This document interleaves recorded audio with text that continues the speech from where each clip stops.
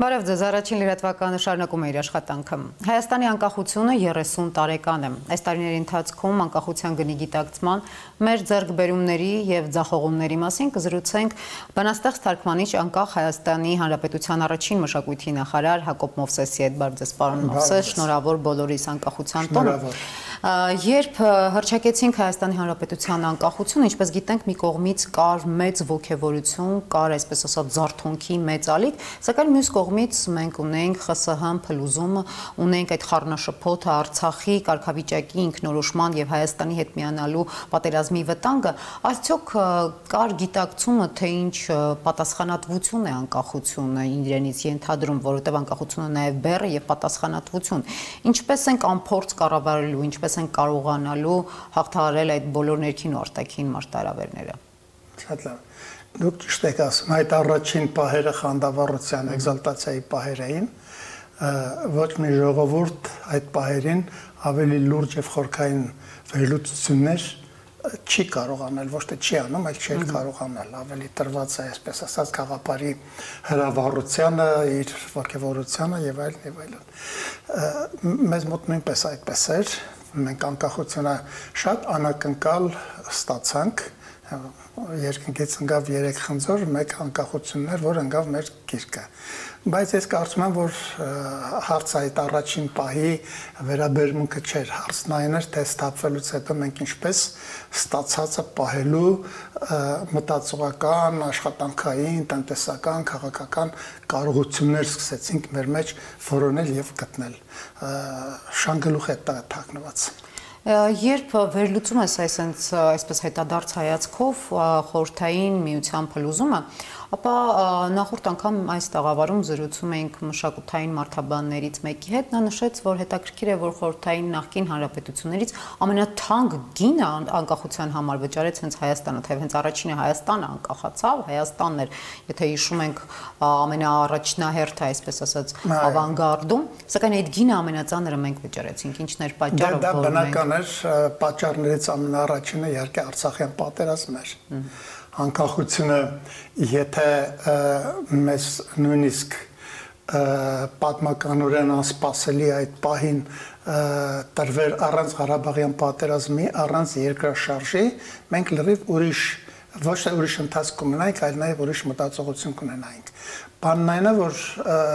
պատերազմական իրավիճակները ըստ որում երկրաշարժի ողբերգական ֆոնին եւս մի ավելորդ շակերտների մեջ ասած խանդավառություն են բերում ժողովուրդներին, մանավանդ որ առաջի փուլի, առաջի շրջանների պարտություններից հետո մենք սկսեցինք, այսպես ասած, հաղթական մի ընթացք ունենալ եւ մեզ թվաց, թե մենք ուրեմն այդ հաղթանակների, այդ հաղթական ընթացքի քողի տակ ամեն ինչ արդեն լուծել ենք։ Այնինչ բուն պատմությունը սկսվեց դրանից հետո, բուն պատերազմը սկսվեց դրանից հետո, որը կոչվում է պատերազմ պետության համար։ Պատերազմ պետություն սարքելու համար։ Ձեզ մենք այդ պատերազմ պետության համար տանուլ ենք տվել, թե դեռևս պայքարում ենք, ինչ հեռանկարներ ունենք։ Չի կարելի, որտեվ այս հանրային դիսկուրսում, երբ մենք տեսնում ենք անկախության տոնը նշելու, թե չնշելու նախորդող դիսկուրսում, հաճախ էր հնչում հետևյալ հարցը. ինչ անկախություն ենք մենք նշում, եւ արդյոք մենք ունենք անկախություն, երբ մեր պետական սահմանները օտար զինվորներն են պաշտպանում։ Այդպես մտածողները չեն հասկանում, որ անկախությունը ինքը շատ բազմաշերտ մի հասկացություն է։ Իրենց պետք է հարցնել, դուք որ անկախության մասին եք խոսում, քաղաքական, հոգեբանական, տնտեսական, սոցիալական, աշխարհաքաղաքական։ Այս իմաստով իհարկե 10-րդ դարից ընդհանուր քաղաքական մտածողության մեջ ձևակերպվեց մի հասկացություն, որը կոչվում է մոլորակային քաղաքականություն, պլանետարնայա պոլիտիկա։ Ոչ մի պետություն անկախ չի այդ իմաստով, ոչ Իտալիան է անկախ, ոչ Շվեյցարիան է անկախ, ընդհանուր մի քաղաքական տրամաբանության ոլորտում է այժմ ամբողջ մոլորակը, որը ունի իր ուժային հսկողությունները, իր կատարողները, քիչ թե շատ հրամայողները, քիչ թե շատ կատարողները։ Եվրոպայի, Եվրամիության անվտանգային համակարգը եւ անձրևանոցը, ինչպես գիտենք, Միացյալ Նահանգներն են ապահովում։ Այո, այս չափանիշներով նայած աշխարհում անկախ պետություն չկա, բայց եթե մենք անկախությունը նայում ենք որպես հոգեբանական միավոր, մենք իհարկե անկախ ենք բոլոր այն մարդիկ, ովքեր այսօր մեր անկախության վրա, այսպես ասած, կռում են, սխալ են անում, մենք անկախ երկիր ենք, ունենք մեր պետական ինստիտուտը, մեր բանակը, մեր հարաբերությունները, մեր դիվանագիտությունը, ուրիշ կերպ թե դրանք մենք ինչ չափով ենք օգտագործում ի նպաստ մեր պետության։ Եթե մենք 30 տարիների ընթացքում, որոնք միջայլոց պետությունների ձևավորման գործում ակնթարթներ են, վայրկյաններ են, մեծ բաներ չեն։ Դուք նայեք եվրոպական պետությունների պատմությունը, Գերմանիայի կամ Ֆրանսիայի անկախ լինելը, այս իմաստով անկախ լինելը մի օրվա մեջ չի ստեղծվել, 3 օրվա մեջ չի ստեղծվել։ Ապա մենք իհարկե անկախ ենք, պետք չէ այդ անկախության վրա գխալ, իմ ու քո հայրենի բարբառով ասած, պետք է պահպանել, պետք է անընդհատ զորացնել, պետք է դրա համար աշխատել, ճկնել եւ այլն եւ այլն։ Դուք շատ կարևոր ասպեկտ նշեցիք, հոգեբանական անկախություն, որովհետեւ իսկապես անկախությունը առաջին հերթին մարդու ուղեղում է, գլխում է։ Երբ դու այստեղով անկախ չես, ապա դու տանուլ կտաս բոլոր հնարավոր այդ անկախությունները եւ լծակները։ Հիմա հարցը հետեւյալն է, որքանով քաղաքական իմաստով բնականաբար մենք այսօր ծայրահեղ ծանր վիճակում ենք գտնվում, քաղաքական իմաստով մենք անկախ չենք, սակայն մեր հասարակության շրջանում տարբեր շերտերի մոտ կա արդյոք ուղեղներում գլխում այդ անկախությունը, կա ցանկությունը անկախ լինելու, որտեղ մենք այսօր հաճախ ենք լսում, որ գոյապաշտպանության միակ ձևը ներկայիս պարագայում, ներկայիս ստեղծված ստատուս քվոյի պարագայում միութենական պետություն ենթադրենք ստեղծելն է, որ Ռուսաստանը կպահի, կպաշտպանի մեր այդ բեկորները։ Նման մարդիկ նույնպես սխալվում են, պատմությունն է ցույց տալիս, ես չեմ ասում, որ իրենք սխալվում են, որ ժողովուրդներին ոչ մեկը չի պահում, չի պաշտպանում, չի սատարում, եթե իրենք իրենց չեն պաշտպանում։ Ինչ վերաբերում է ձեր ասած անկախության ներքին գիտակցությանը, ապա դա բացահայտ ճշմարտություն է, անկախությունը ընդամենը, այսպես ասած, դերիվատ է, ածանցյալ է, մարդու մտածողության ածանցյալն է։ Այս իմաստով մենք իհարկե նույնպես շատ բան ունենք անելու, բանն այն է, որ մենք պատմության մեջ դարեր շարունակ ինքնուրույն մտածելու, ինքնուրույն ապրելու փորձ չենք կուտակել։ Եվ եթե մենք այսօր ասում ենք պետություն, մենք չգիտենք, թե դա ինչ բան է։ Մենք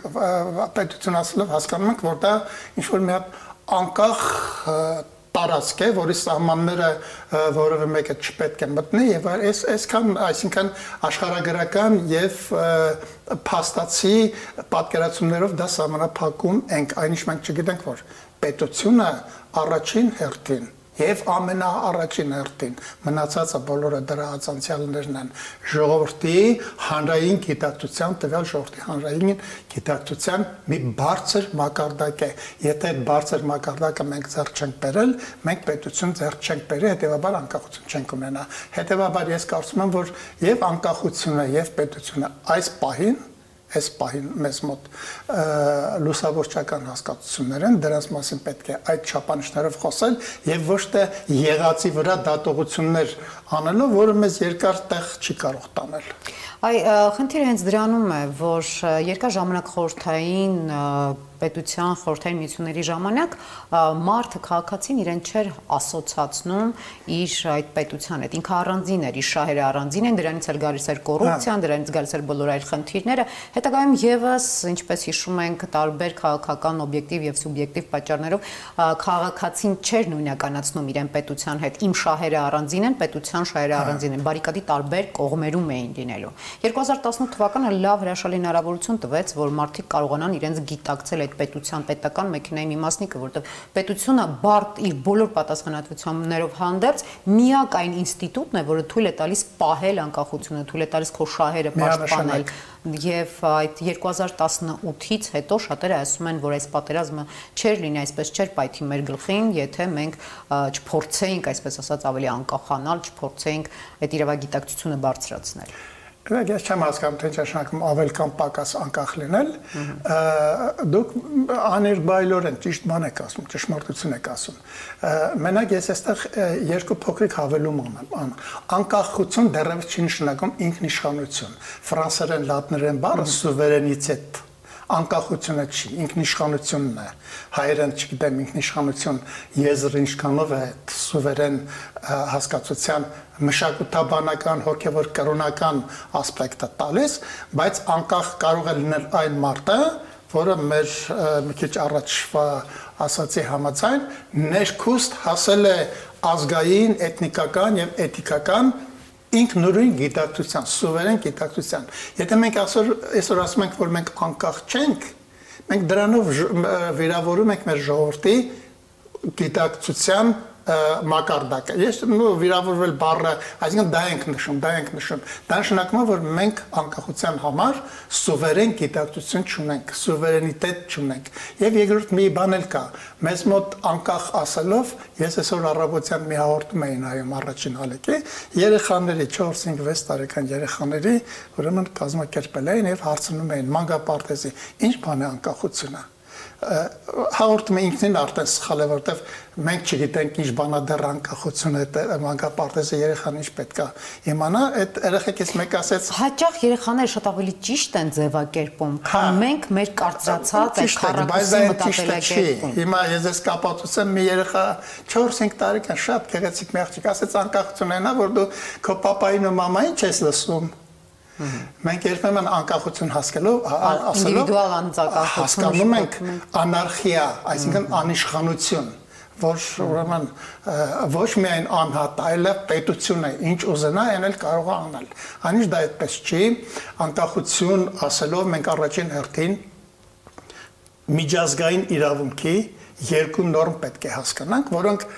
հռոմեական, հունական պետություններից մինչև այսօր ձգվում գալիս են։ Առաջին հերթին անկախությունը, այո, մարդուն տալիս է ազատություն։ Մարդը ազատ է։ Այն աստվածաշնչյան բանից գաղափարներից սկսած մարդը ազատ կամքի տեր, ազատ արարած է, Աստծո ստեղծած ազատ արարածն է։ Բայց դրա կողքին, երբ որ մենք անկախությունը պետական ռակուրսի մեջ ենք նայում, պետության ռակուրսի մեջ ենք նայում, մենք հայերս մի շատ կարևոր բան բաց ենք թողնում։ Անկախ լինել նաև նշանակում է հպատակ լինել քո պետության, քո մշակույթի, քո երկրի առաջին հերթին քո պետության հպատակը լինել։ Սա ես այս բառերը ինքս չեմ հորինում։ Ռոմեական իրավունքի մեջ իմիջայլոց նաև հրեական իրավունք, քաղաքացիական ազատություն եւ հպատակ հասկացությունները կողք կողքի են։ Եթե դու քո օրենքի, քո եկեղեցու,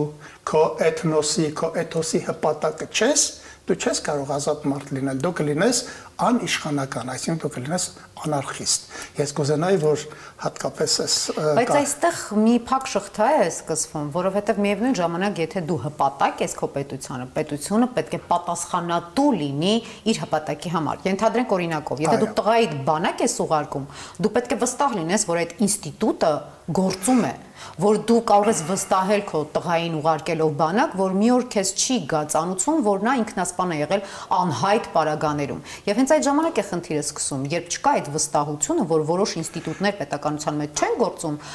մարդիկ մտածում են, ասում են, այդ դեպքում ես ինչու պետք է հպատակ լինեմ, եթե հպատակի համար միայն ես օգտագործվում եմ, սակայն իմ իրավունքները չեն պաշտպանվում։ Աներբայլորեն ճիշտ եք ասում։ Մենք խոսում ենք կայացած պետական համակարգի մասին։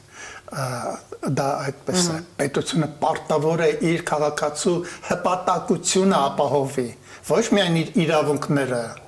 այլ նաև իր հպատակությունը նույնպես ապահովության ենթակա բան է, որտեղ եթե դու ապավինում ես մի բանի, ապա ապավինում ես հույսը դնելով նրա զորակցության, նրա օրենքի արդարության եւ այլն աներբայլորեն։ Մենք այդ ամենին պետք է հասնենք, ընդհանրապես մենք հայերս պատմության մեջ ես կարծում եմ, որ բազմաթիվ առաքինություններ ունենք, բայց մի շատ կարևոր առաքինություն չունենք։ Մենք սպասելու առաքինություն չունենք։ Մի անգամ մենք այստեղ ասել ենք, ես մեկնաբանությունների տակը կարտացի, հիմա էլ սպասենք։ Մենք շատ ենք սպասել, բայց մեզ սպասեցրել են։ Մենք ինքներս որևէ նպատակ տնենք մեր առջև եւ ենթադրենք հաշվարկենք, որ այդ նպատակին հասնելու ենք 50 տարի հետո, 100 տարի հետո։ Ինչպես օրինակ Ադրբեջանը նպատակ դրեց վերադարձնել, հզորանալ եւ 30 տարի։ Հрьяաների ամբողջ պատմությունը, չէ՞։ Ինչն է խնդիրը, որ մենք այդպիսի ծավալապաշտական կամ ամբիցիոզ նպատակներ չունենք, ինչպես նույն Իսրայելը, նույն Թուրքիան, նույն Ադրբեջանը, որ մենք չունենք այդ նպատակը դրված, որ պետք է ուժեղանանք, այս է մեր խնդիրը, մենք սրան հասնելու այսքան։ Դրա պատասխանը մեր մեծերը տվել են Աբովյանից սկսած մինչև Եղշետ Չարենց։ Դրա պատասխանը մեր միֆական առասպելական մտածողությունն է, երբ որ մենք ասում ենք հայրենիք, մենք միֆական առասպելական մի բան ենք պատկերացնում։ Մենք պատկերացնում ենք երկիր նայերի, որը պետք է հրաշքով ասումի, այսպես ասած հրաշագործ գավազանով փռվի մեր տեմը որպես 7 կամ 8 կամ 70 վիլայետ։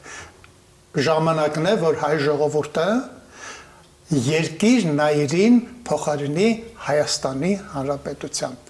Հավատացեք, որ սա շատ ավելի սուրբ, սրբազան, նվիրական, ավելի շոշափելի, ավելի իրական գաղափար է իր 30,000 քառակուսի կիլոմետրով եւ Արցախի Հանրապետությամբ, որը եթե մենք կարողանանք գլուխ բերել, դուք վստահ եղեք, որ մենք կատարած կլինենք Տիգրան Մեծից մինչև Անրանիկ այս հողի համար գլուխ դրածների բոլորի իղձերը։ Իսկ ով պետք է այդ միֆերը կոտրի ձեզ, որ քաղաքական, մշակութային էլիտան, արդյոք դա իր անելիք չէ, հանրությունը չի կարող ինքնուրույն, ինքը վերկենալ եւ ասել ես այս միֆերը կոտրում եմ։ Նույն Իսրայելում գործում էին հատուկ ինստիտուտներ, որոնք հավաքագրում էին բոլոր այն վնասական միֆերը, որոնք խանգարում են Իսրայել պետությանը զարգանալու եւ դրանք փոխարինում էին ավելի կայացած եւ նպատակասլաց միֆերը։ Այսինքն Բիբլիայից հանեցին Իսրայելը եւ դարձրեցին պետություն։ Դուք այսօր տարածակ շատ դեպք հարցեր, դա պետք է անի իհարկե պետությունը, դարձյալ պետությունը, մտավորականության ճշմարտ, բայց այստեղ մենք նորից մի տարօրինակ ողբերգական վիճակում ենք։ Բանն այն է, որ 37 թվականից հետո հայ մտավորականությունը, նախ ասենք ինչ է նշանակում մտավորական եւ մենք բարձենք մենք ունենք այդպիսի խավ Հայաստանում, թե չէ։ Մտավորականությունը, որտեղ ով գնում է բարձրագույն ավարտում եւ դիպլոմ է դնում գրպան, ասում է ես մտավորական եմ։ Մտավորականը նա է, ով մտքով է սնվում, միտք է արտադրում, ինչպես որ գործարան արտադրում է ինչ դուք ասեք։ Ցանկացած ապրանքատեսակ։ Այդպես մտավորականը մտքի ապրանք է արտադրում։ Մենք ունենք արդյոք այսպիսի մտավորականություն, թե մենք այսօր արվեստագետներին, երաժիշտներին, ջութակահարներին, գիտեմ ֆիզիկոսներին ենք ասում մտավորականություն։ Բանն այն է, որ մենք այդպիսի մտավորականություն ունենք, Աբովյանից մինչև Չարենց ունենք։ Չարենցի երկիր նայերի առաջաբանը կարտացեք, ես կուզենայի մեր բոլոր դասագրքերում դա մեր բոլոր երեխեքին անգիր արվել տրվեր։ Ամբողջ հարցանին, որ անդադ միտքս կտրվում է, որ մենք 37 թվականից հետո այդ մտավորականությունը, որը գիտեր ինչ բան է Հայաստան, ինչ բան է պատմություն, ինչ բան է պատմության ձևաբանություն, ինչ բան է երկիր, հող, գյուղացի, գերջուկ, քաղաքացի, այդ մտավորականությունը ոչնչացվեց, միտքն էլ հետը, եւ նշանակվեց մի մտավորականություն, նշանակովի մի մտավորականություն, որը մինչև այսօր գործում է եւ որի գաղափարները էմոցիոնալ, զգացմունքային, ջատագովական շրջանագծերից այնքան չեն ասնում։ Ինչ բան է Հայաստան, ոչ մեկը չի կարող ասել։ Կնստեն բանաստեղծներ կգրեն Հայաստան դու սրտիս մեջ ես, ես մոմի պես վառվեմ քո առջև, բայց ինչ բան է այս Հայաստանի Հանրապետությունը, մեր ժողովրդին սա պետք է բացատրել։ Մեր այդ ձեր ձևակերպումը, ձեր definition-ը, այսպես ասած, Հայաստանը ըստ ձեզ ո՞րն է։ Հայաստանի Հանրապետությունն է, այսինքն որտեղ հայեր են ապրում, որոնք հպատակ են իրենց պետությանը եւ որոնք հպատակ են, որոնք երկիր պետք է սարքեն, որոնք արտադրություն պետք է դնեն, միտ գեներացնեն։ Անպայման, ընդհանրապես մենք այս վերջի հատկապես 30 տարիների ընթացքում, գիտեք, մենք ավելի շատ կարճեցինք մեր անցյալից, առանց հասկանալու եւ հաղթանակած Արցախը տանուլ տվեց։ Ահա, առանց հասկանալու, որ անցյալ գոյություն չունի, եթե այդ անցյալը քո ներկայի եւ ապագայի մեջ է, ընդհակառակը, եթե դա քո ներկայի եւ ապագայի մեջ չի, դա պեսիմիզմ է, դա հոռետեսություն է, դա ոչնչապաշտություն է։ Երբ որ ասում են Տիգրան մեծ եւ Տիգրան մեծին չեն տեսնում այսօրվա Հայաստանի Հանրապետության մեջ, այսօրվա Հայաստան Հանրապետության ամբողջ աուրայի մեջ, Տիգրան մեծը պեսիմիզմ է։ Ես գիտեմ ինչ եմ ասում եւ գիտեմ որ որոշ տխմարներ հիմա կարող է կոնտեքստից կտրեն եւ ասեն Հակոբ Մովսես ասում է Տիգրան մեծը պեսիմիզմ է։ Եթե Տիգրան մեծը այսօր չի, այսօրվա մեծ չի, միֆ է, առասպել է, չարենց ասում էր ուղեղի մորմոք։ Հիշում եք այդ առաջապանը, մարդ կարդում է լացը գալիս է։ Իհարկե պեսիմիզմ է։ Մենք պետք է բոլորին մեր ամբողջ պատմական անցյալը բերենք այսօր, բերենք այս հանրապետության, այս պետության մեջ, հանենք դեպի վաղը, այլապես մենք ոչ մի բանի իրար գզելով կապրենք եւ ոչ մի Իսկ ձեզ ինչ նոր միֆեր են այսօր շրջանառվում, թե մենք դեռևս այդ հին միֆերի նոր միֆերը եթե որպես միֆ չկանել, ապա այդ առասպելաբանական մտածողությունը մեր կենցաղում արտահայտվում է։ Հենց առաջին հերթին նրանով նախորդ հարցը էլ է կապվում մտավորականության, որտեղ մտքի բացակայություն կա եւ կա առասպելի միֆի հանդեպ մի հատ այսպես ասած պաշտամունք, մեկ էլ տեսար ինչ տխմար ասես դրոշակը առավ ու վազեց, մեկ ասում է գնանք Վանը գրավենք, մեկ ասում է Թուրքին չի մտել մեր սահմանները, մեկ ասում է Ղարաբաղը ինչի տանուլ տվեցինք առանց հասկանալու, թե իսկապես ինչի տանուլ տվեցինք։ Ինչի տանուլ տվեցինք մենք այս շահած վիճակը, շահած պատերազմը, թող մեր մտավորականությունը քաջություն ունենա այս հարցին պատասխանի, թող քաջություն ունենա եւ ասի, որ այս պատերազմը մենք տանուլ տվեցինք, որովհետեւ մեզ ղեկավարում էր կոռուպցիան։ Մենք էլ ձեններս կտրած ձեն չէինք անում, որովհետեւ մեզ ղեկավարում էր փողը, թալանը,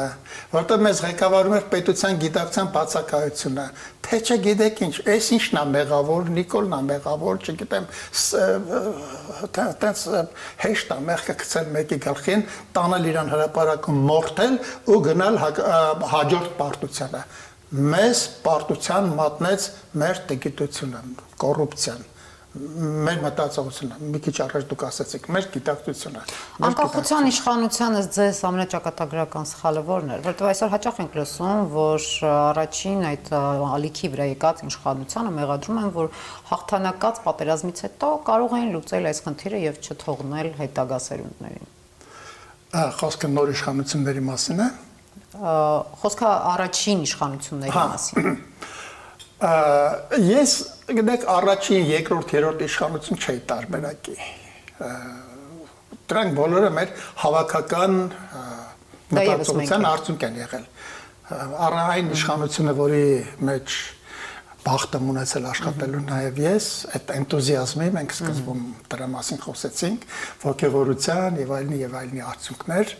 Երկրորդ իշխանությունները լրիվ ուրիշ բանով տարավ պետությունը ուրիշ ռելսերի վրա դրեց փոխանակ ուրեմն այդ տարիները, որոնք ես կհամեմատեի Լենինգրադյան պաշարման տարիների հետ 41 թվականի փոխանակ վերլուծեր, հասկանար, ինչ որտեղ մեր ժողովրդին բացատրեր համարեցին ցուրտի եւ խավարի տարիներ եւ մեր ժողովրդի գիտակցության միջից իր տառապանքներն էլ նսեմացրեցին, սրկանքներն էլ նսեմացրեցին։ Հիմա եւ չասեմ թե պետությունը տարան ուղակի բակողի, պետությունը դարձրեցին զոն, բերդի զոն։ Հիմա եկել է մի իշխանություն, որը ավերակած վրա ինչպես թակավորեմ տրամաբանության փորձում է ինչ-որ բաներ անի, ինչ-որ ծերին կպցնի, կտեսնենք կկարողանանք թե ոչ,